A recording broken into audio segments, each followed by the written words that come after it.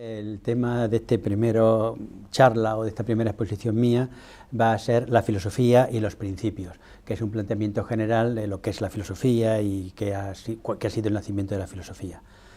Antes de nada quiero hacer un pequeño exordio que es el siguiente: ningún idioma nace filosófico, así como un lema claro, ningún idioma nace filosófico.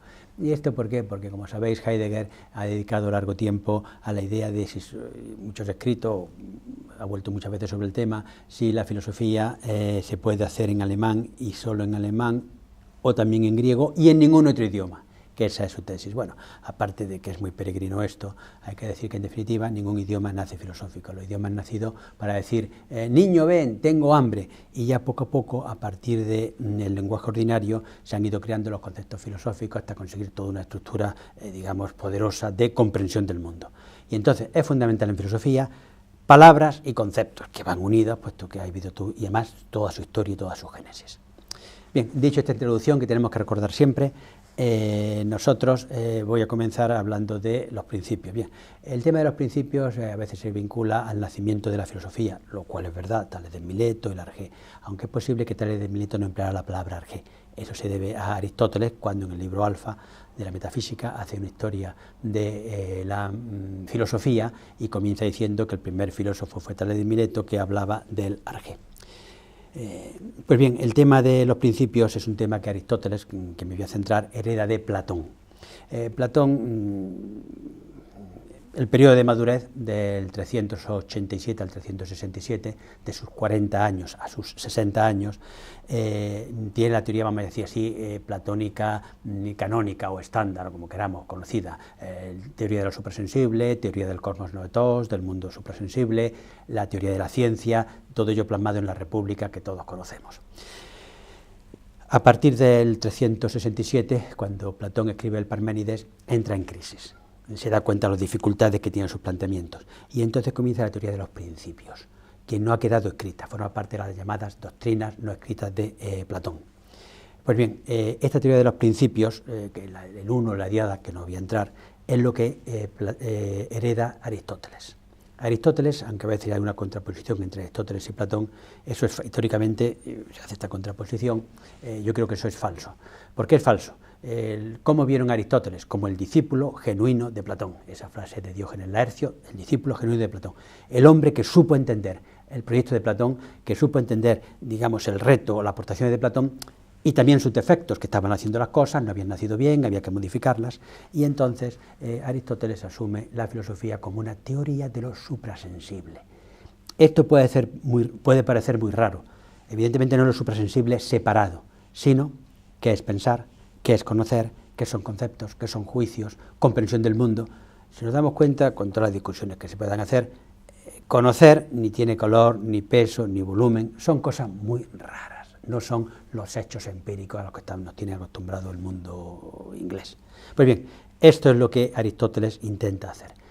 Hay tres palabras que a mí me fascinan de Aristóteles, en Lambda 8, que es apodoxein ta phaenomena, justificar los fenómenos. Esto que podría parecer muy moderno, de la física empírica, no, Aristóteles dice que hay apareceres, esto que llamamos mundo que nos es dado, y tenemos que justificarlo, que tenemos que pensarlo.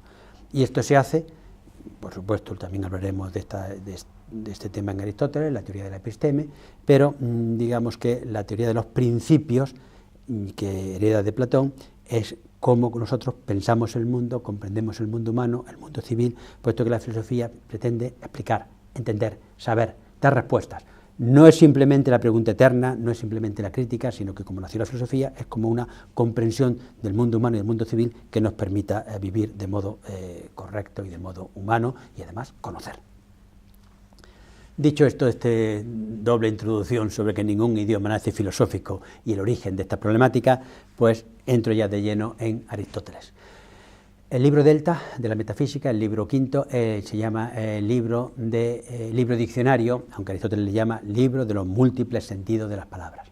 ¿Cómo comienza Aristóteles? Los primeros 4 capítulos están dedicados a 4 conceptos, digamos, de principios o etiológicos o causales. Y vamos a ello. Capítulo primero, argé. Bien, argé originariamente es un término político. ¿Por qué un término político? Porque indicaba la idea de que donde hay un principio, pero un principio, digamos, un inicio, un punto de arranque, un punto de salida permanente. ¿Qué quiere decir esto? Que estaban los arcontes, en español es arcontes y arjontes en griego, donde ellos daban una ley, daban un principio de acción, que después se continuaba durante años y un montón de tiempo y tenía un montón de producciones. Claro, Aristóteles se encuentra, en realidad antes de Aristóteles ya habían tomado, la filosofía había tomado esta palabra, pero bien, se encuentran los filósofos griegos que tienen que indicar algo que es un inicio, que me va a permitir explicar las cosas y que además está siempre operante. Y entonces dicen claramente, tenemos que coger este concepto político y trasladarlo, digamos, a la filosofía, o sea, a la explicación general del mundo.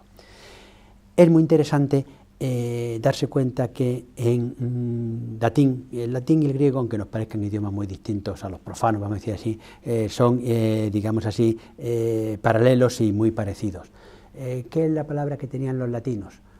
En español sería príncipes, en latín príncipes, se escribe exactamente igual, y de ahí viene la palabra principio, porque los príncipes, o los príncipes, no son, como diría, por los hijos de los reyes, eran los importantes de la ciudad, los que mandaban, los nobles, los que tenían importancia política y organizaban todo. Pues bien, fijaos que desde un ámbito político pasa a un ámbito filosófico, y nosotros, claro, la ventaja que tenemos los que hablamos, digamos, latín moderno, pues español, pues entonces tenemos que una tradición filosófica de 2200 años, ya un idioma hecho en digamos, hecho y escrito ya en filosofía latina y española. Pues ya tenemos principios, o sea, tenemos arjé, tenemos principios de un origen político a un origen filosófico. Bien, entonces ya una vez que Aristóteles ya ha planteado su etimología y va elaborando el concepto, ¿cómo lo resume en Delta 1, el libro Delta capítulo 1? Dice que los principios son aquello primero desde lo cual algo es, se hace o se conoce, es, se hace o se conoce, con lo cual es el sentido más amplio desde algo primero que influye en el conocer y en el ser, en la realidad. El ser sería en lo estático y en lo dinámico, en lo ya constituido y lo que todavía está constituyéndose. Y para concluir esto que se refiere a los primeros principios, hago una precisión importante. Hay que darse cuenta que una cosa son los principios cognitivos y otra cosa son los principios reales, que ahora se va a concretar en el siguiente punto. Delta 2, el libro quinto, capítulo 2 de la metafísica. Aitía, causa. Aquí una vez más tenemos un paralelismo entre el mundo latino, el mundo griego, muy paralelo, que es lo siguiente. Causa está tomado desde el ámbito humano, ético, jurídico. Causa es culpable, o sea, la culpa. ¿Cuál es la culpa de que esto haya sucedido? ¿Quién es el culpable de que haya sucedido esto? Y entonces se expresaba con la palabra aitía. En latín, causa. Todavía nos quedan restos, decimos que una causa jurídica, y hablamos todavía en lenguaje jurídico con la palabra causa. Pues bien, a partir de la idea de la culpabilidad, el culpable o la culpa de que haya ocurrido esto es esto, el culpable es esto, pasa ahí a filosofía. Pero fijaos cómo toma Aristóteles esta palabra. Si mientras que principio es totalmente general, la culpa tiene que ser algo real, no ya un concepto mío, sino el culpable es fulano que ha hecho esto o una causa real operante. Y entonces la palabra causa la restringe Aristóteles al ámbito de la realidad. Siempre hay pequeñas fluctuaciones, puesto que ningún idioma nace filosófico, pero ya están bastante acuñadas las palabras. Y entonces, ¿qué se entiende por causa? El principio operante real en el mundo. Y aquí viene ya la teoría de las cuatro causas aristotélicas, que todos conocemos, que son la materia, que está presente aquí, en mi cuerpo, es una causa de que yo esté viviendo y que esté aquí presente, la forma, la causa eficiente y el fin. A veces se critica mucho la palabra causa eficiente, pero es la palabra latina, que está muy bien tomada, porque efficienza es lo que se hace hasta el fin, y esto te dice de dónde procede el movimiento, pero no solamente de dónde procede, sino que como es un principio, toda causa es principio, aunque no todo principio es causa, puesto que hay principios cognitivos que no son causas, toda causa es principio, está siempre operante y lleva las cosas hasta el final, por tanto es auténticamente una causa eficiente. Ya sabemos que las causas son las cuatro líneas explicativas que pone Aristóteles. Delta 3, elemento, esto y gello. Bien, elemento es muy sencillo, lo voy a explicar muy brevemente para pasar al cuarto capítulo, que es el más importante. Es, sin más, la parte última, o primera si queremos, elemental, valga la redundancia, o sea, la parte específica mínima, inmanente de la que algo está hecho. ¿Y esto qué quiere decir, esa parte mínima inmanente? Bueno, el discurso humano, esto que yo estoy haciendo aquí, es un chorro continuo de voz, de sonido. ¿Cuál es el elemento? No puedo decir la palabra, pues no, puesto que hablando el sonido tiene parte mínima, la sílaba tampoco, el fonema, pues eso. En definitiva, lo que nosotros escribiendo, las letras, la T, la D, la A, la B, entonces esa es la parte mínima gráfica o del sonido. Pues igualmente Aristóteles se lo aplica pues a todo. Una casa sería no el barro, sino el acero, los ladrillos, el cemento, esos son los elementos de una casa. Bien, y pasamos entonces al capítulo cuarto, Delta 4, donde Aristóteles habla de physis, que es un concepto fundamental, también por supuesto, junto con lo que hemos visto de causa y de principio, pues lo siguiente. ¿Qué es lo que sucede? Que la palabra naturaleza, bueno, pasa aquí lo mismo, empecemos por la etimología un poco, está exactamente igual en griego y en latín, son dos palabras hermanas, gemelas, paralelas, está vinculado con nacimiento, reproducción, crecimiento, alcanzar la madurez. Entonces, es decir, que no es un término como en nosotros, vamos a decir, de algo hecho, acabado, los objetos. Uno se sube a una montaña y dice, estoy viendo la naturaleza. A un griego le sorprendería, o a un romano muchísimo, esa exposición, porque naturaleza es un nombre de principio, o si queremos, de causa. Es un tipo de causa que, por tanto, se tiene que investigar cuál de las cuatro causas que le he mencionado es la naturaleza. Bien, ¿qué pasa con la naturaleza?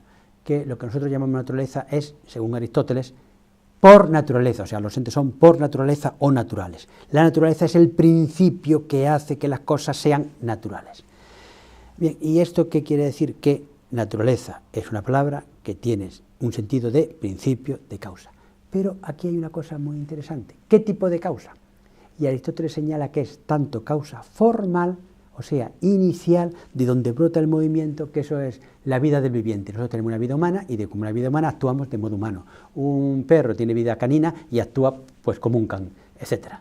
Y en cambio, nosotros cuando empezamos a actuar, o en cambio también los animales, pero nosotros cuando empezamos a actuar buscamos fines. Toda la naturaleza siempre busca fines. Y entonces ese fin que busca también es algo natural, y es naturaleza. La naturaleza es un proceso en Aristóteles, un proceso que va desde un inicio hasta un fin. Por tanto, aunque parezca muy paradójico, la naturaleza en Aristóteles es inicio y fin. De tal manera que Aristóteles puede concebir la realidad entera como un sistema teleológico y es natural tanto el inicio como el fin. Bien, es muy importante el concepto de naturaleza en Aristóteles, puesto que va a ser la base tanto de su filosofía teórica como de su filosofía práctica.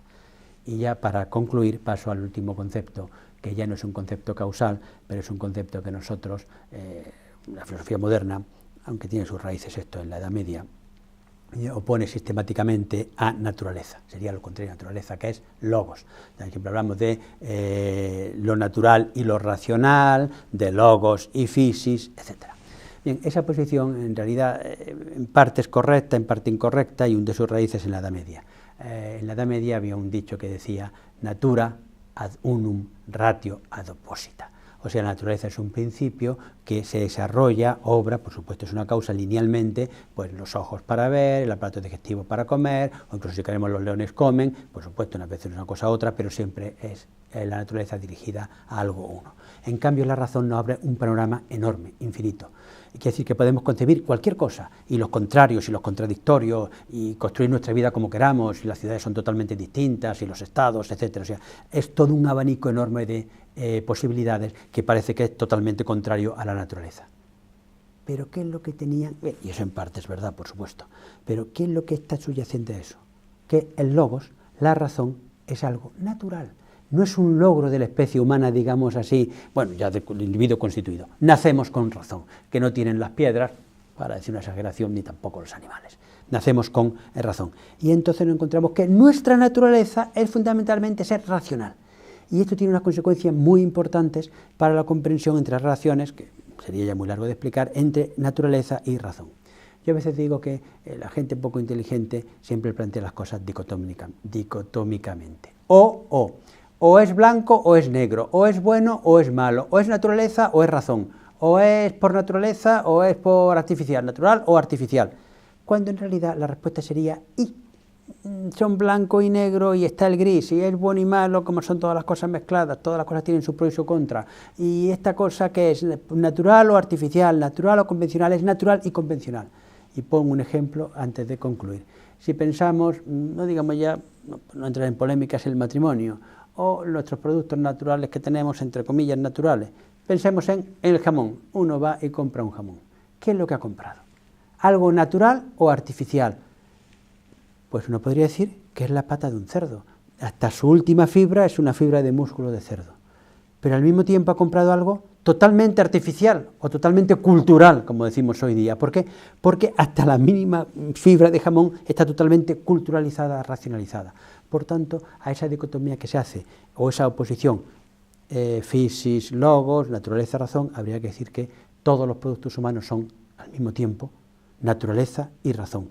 Incluso el propio ser humano se autoconstruye a partir de la naturaleza como algo racional, y el ser humano ya construido y hecho es naturaleza y razón.